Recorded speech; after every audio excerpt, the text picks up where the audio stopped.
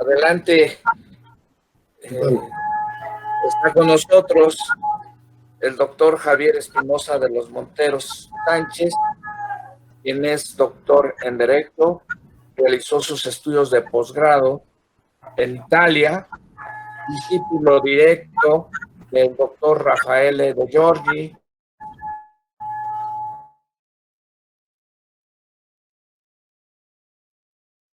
investigador de la Universidad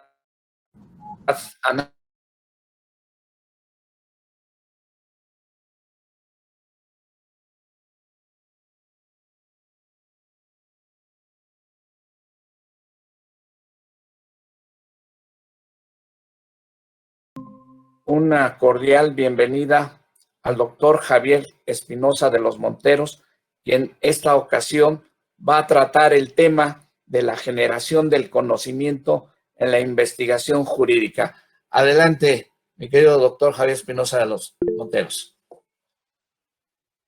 Si activas tu micrófono, doctor. Doctor, tu micrófono, por favor. Sí, ¿qué tal? Buenos días. ¿Sí se escucha, va, doctor? Sí, claro que sí. Doctor, saludo afectuosamente veo que hay queridos amigos, el doctor Rafael Sánchez Vázquez, el doctor Jorge Wittger, la queridísima doctora Gisela, ¿no? Saludo y antes que nada, pues les agradezco la invitación a este Congreso Internacional sobre Derechos Humanos y Procuración de Justicia. Yo solamente les quería, tengo después de mi conferencia me tendré que despedir porque estoy en un examen de sínodo a las 12, entonces sí me quisiera disculpar. Me gustaría quedar con ustedes, seguir escuchando todas estas intervenciones, pero me disculpo. Miren, a mí me tocó el tema, como lo anunció el doctor Rafael Sánchez Vázquez, que es generación del conocimiento en la ciencia jurídica. Yo lo que quise hacer, porque obviamente pues es un tema muy amplio, es referirlo, hacerlo concreto, más específico, y yo he intitulado mi ponencia, que se llama así de la siguiente manera: Elementos para una epistemología de los derechos humanos. Entonces, mi cuestión es esto: una epistemología, que es una teoría del conocimiento, en este caso del conocimiento del derecho. Yo lo quisiera enfocar a la epistemología jurídica en relación al conocimiento de los derechos humanos. Y en este sentido, creo que valdría la pena preguntarse lo siguiente: ¿qué se conoce cuando se conoce el derecho? ¿Y qué se conoce cuando se conocen los derechos humanos?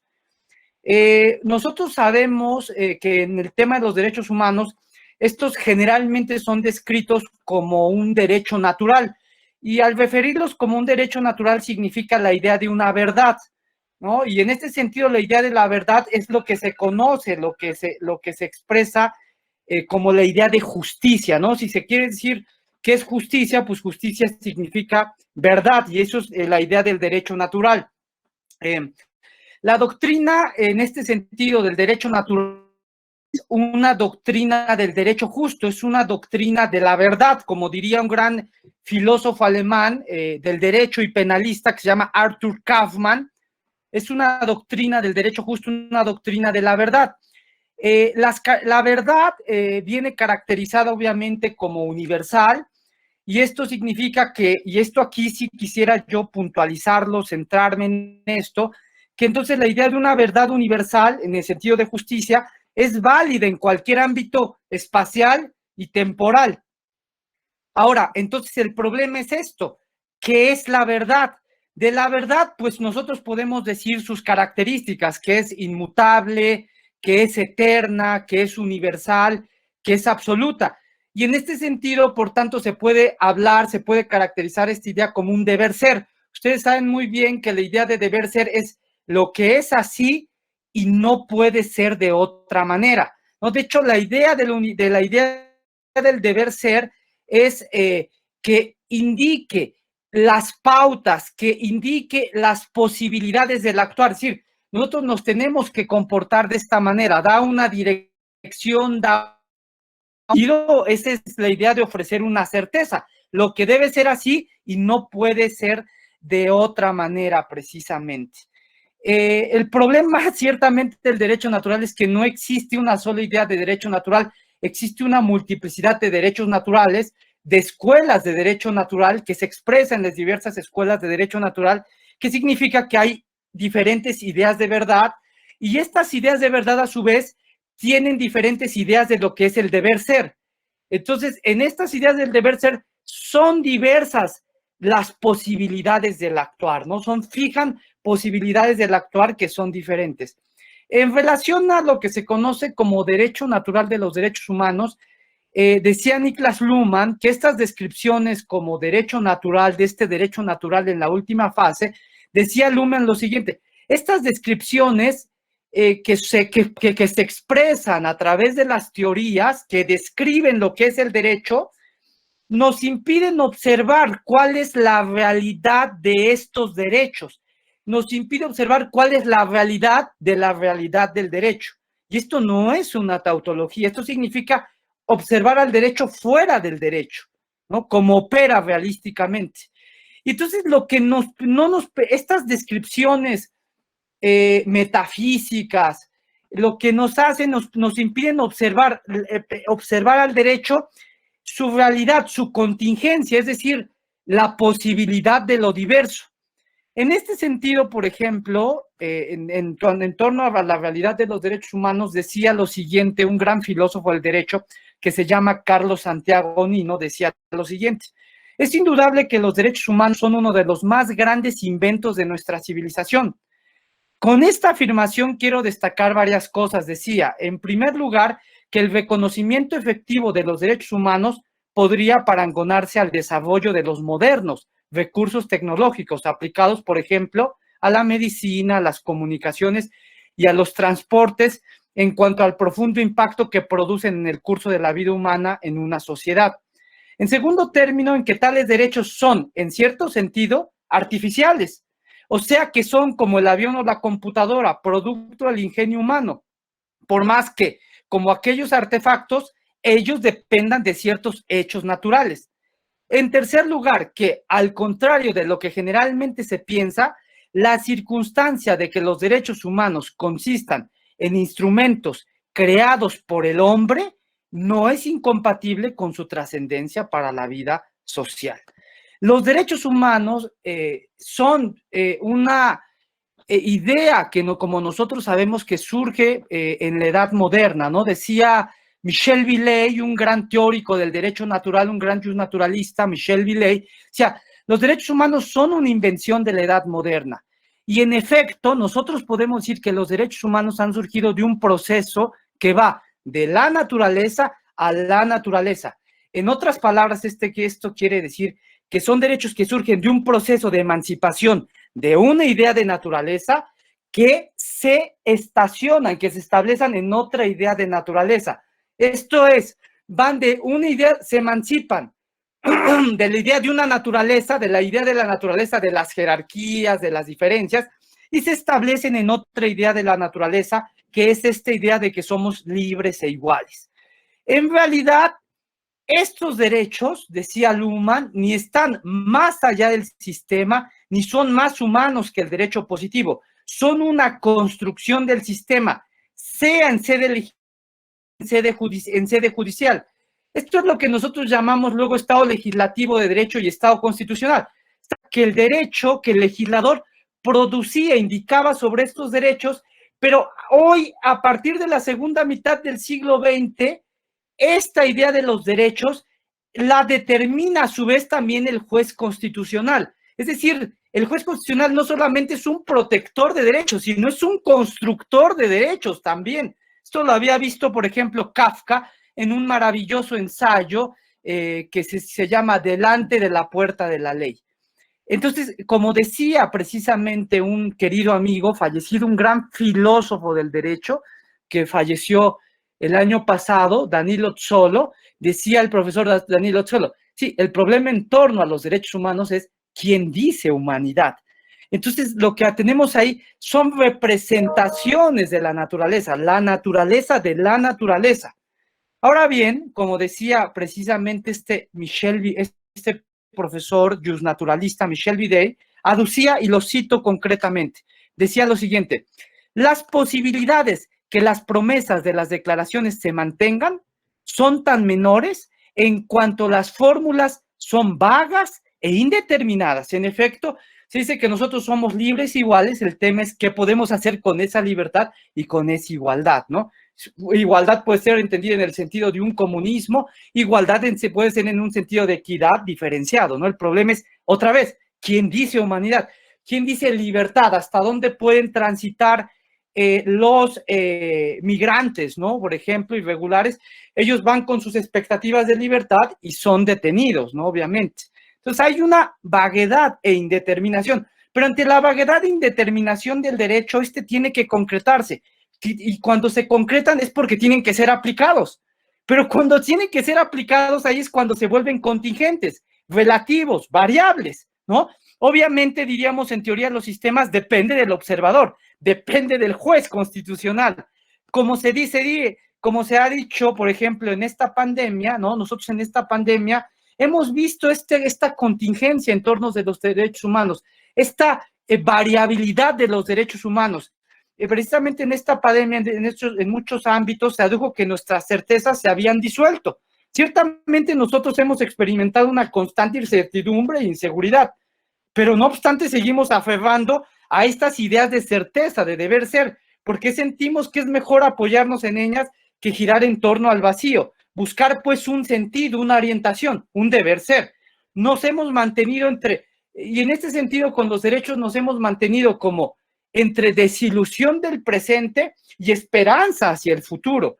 Pero en esta sociedad, en la sociedad moderna, ciertamente no tenemos un sentido, un deber ser, una guía, una orientación. Los sistemas sociales, en efecto, tienen que construir sentido, autolegitimarse. Es así como operan autorreferencialmente. Y en este sentido, como diría mi querido maestro, el profesor Raffaele De Giorgi, la dimensión temporal de la producción de sentido, la dimensión temporal de la producción de sentido es en esta sociedad la dimensión más relevante. Es decir, se tiene que producir sentido, se tiene que producir significado, se tiene que producir legitimación. La metafísica y la factualidad se presentan como asimetrías solamente que pretenden romper la circularidad, solo que no se cancela, la ocultan. En este sentido, como decía otra vez Luhmann, el problema del orden social moderno, naturalmente, no tiene una sola respuesta. Se pone una cierta distancia, sentido, porque tenemos miedo a asumir la complejidad del mundo, las posibilidades, la variabilidad de la sociedad. Más constantemente hay construcción de mundo. Se produce comunicación, se expande comunicación, se produce sentido.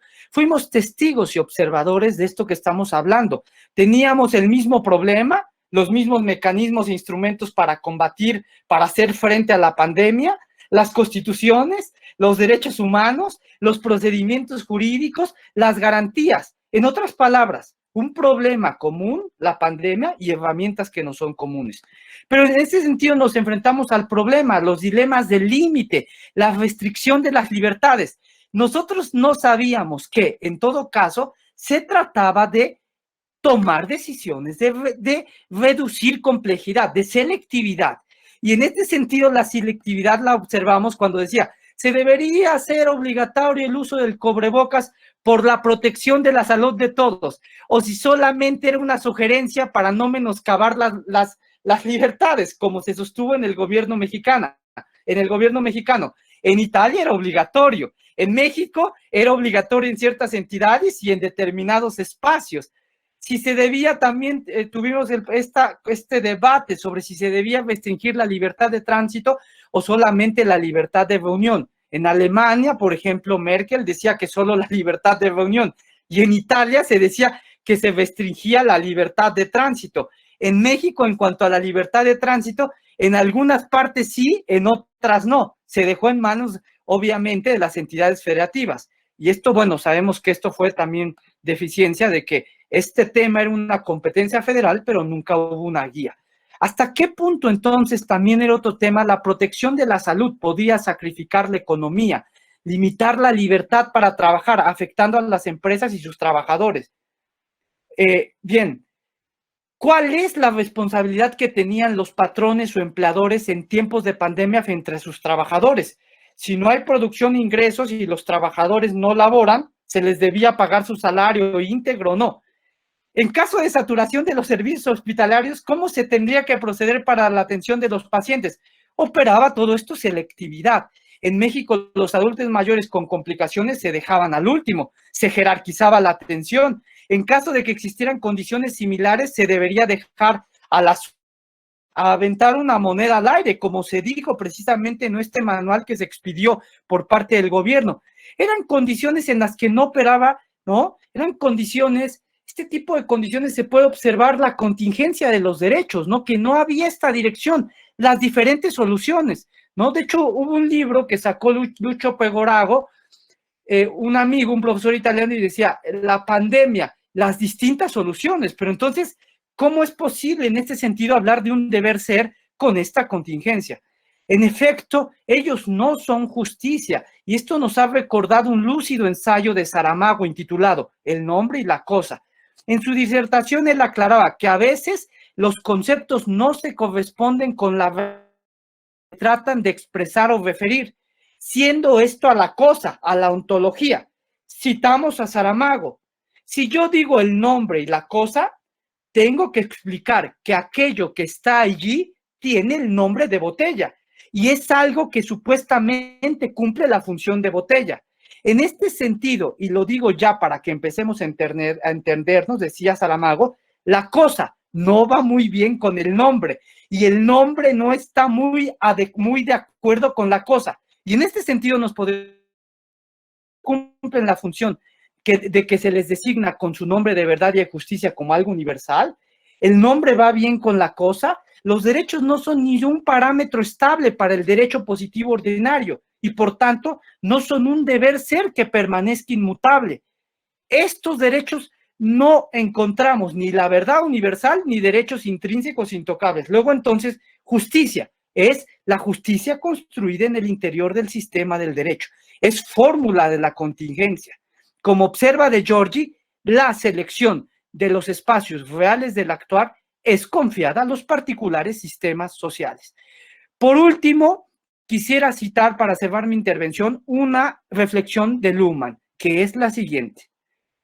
El que temas como los derechos fundamentales queden asegurados en la ley fundamental, aunque sigan siendo objeto de interpretación cuidadosa, evitan la discusión. Su tratamiento dogmático en calidad de valores intocables refuerza este tabú y los consagra moralmente. La sociología, con su pregunta por la función, abre la mirada a otras posibilidades.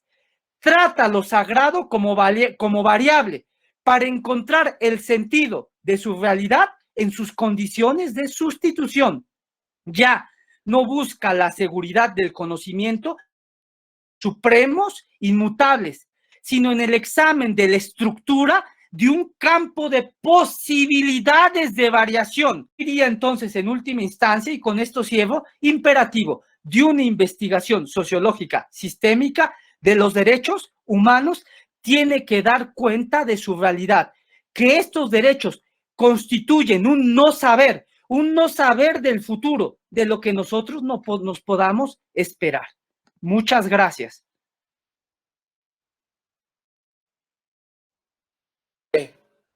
Es un privilegio estar ante talentosos juristas como esta mañana hemos tenido la participación de los ponentes, así como también ha sido un gusto escuchar al doctor Javier Espinosa de los Monteros.